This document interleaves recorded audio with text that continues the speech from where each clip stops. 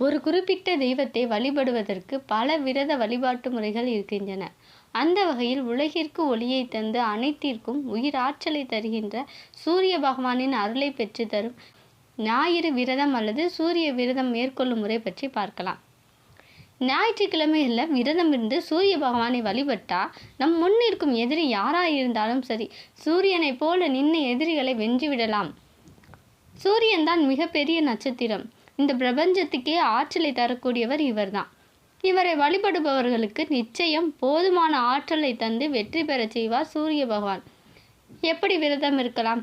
விரதம் இருப்பவர்கள் காலையில் சூரிய உதயத்துக்கு முன் எழுந்து பிரம்ம முகூர்த்தத்தில் நீராட வேண்டும். பூஜை செய்யும் இடத்தை நன்கு சுத்தம் செய்து கொள்ள வேண்டும். அர்ச்சனைக்கு ஒரு தட்டை தயார் செய்து அதில் கொஞ்சம் அரிசி, குங்குமம், சிவப்பு நிற மலர்கள், ஏதேனும் ஒரு பழம் ஆகியவற்றை வைத்து கொள்ள வேண்டும். விளக்கை ஏற்றிக்கொண்டு அதை சூரியன் உதிக்கும் திசை நோக்கி வைத்து ஒரு சிறிய சொம்பில் தண்ணீரை எடுத்து சூரிய பகவானை நோக்கி வழிபட்டு கொண்டே அந்த அர்ச்சனை தட்டின் மீது தீர்த்தம் போல தெளிக்க வேண்டும். பூஜை முடிந்தவுடன் நீங்கள் சாப்பிட வேண்டியது ஏதேனும் இனிப்பு வகையாக இருக்க வேண்டும். குறிப்பாக வெல்லம் சேர்த்து செய்யப்பட்ட இனிப்பை சாப்பிடலாம். அதன்பின் மாலை வரை தண்ணீர், பால் தவிர வேறு எதுவும் சாப்பிடக்கூடாது. காலை முதல் மாலை வரை சாப்பிடாமல் விரதம் இருந்துவிட்டு மாலையில் சூரியன் அஸ்தமனத்துக்கு முன்பாக சாப்பிட்டு விட வேண்டும். ஒருவேளை சூரிய அஸ்தமனத்துக்கு முன்பாக சாப்பிடவில்லை என்றால் கட்டாயம் அன்றைய நாள் முழுக்க சாப்பிடக்கூடாது.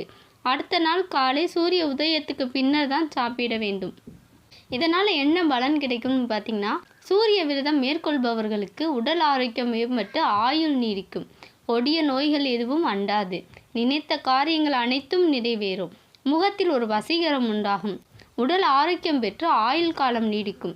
சமூகத்தில் பிறர் மதிக்கின்ற சூழ்நிலை ஏற்படும். பொருளாதார வளர்ச்சி உண்டாகும். துஷ்ட சக்திகள், செய்வினை, மாந்திரீகம் போன்றவை சூரிய விரதம் இருப்பவர்களை அண்டாது.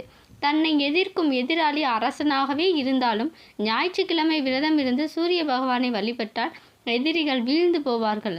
அத்தகைய மகத்துவம் வாய்ந்ததுதான் இந்த ஞாயிற்றுக்கிழமை சூரிய விரதம். இந்த பதிவு உங்களுக்கு பிடிச்சிருந்தா மறக்காம சப்ஸ்கிரைப் பண்ணிருங்க.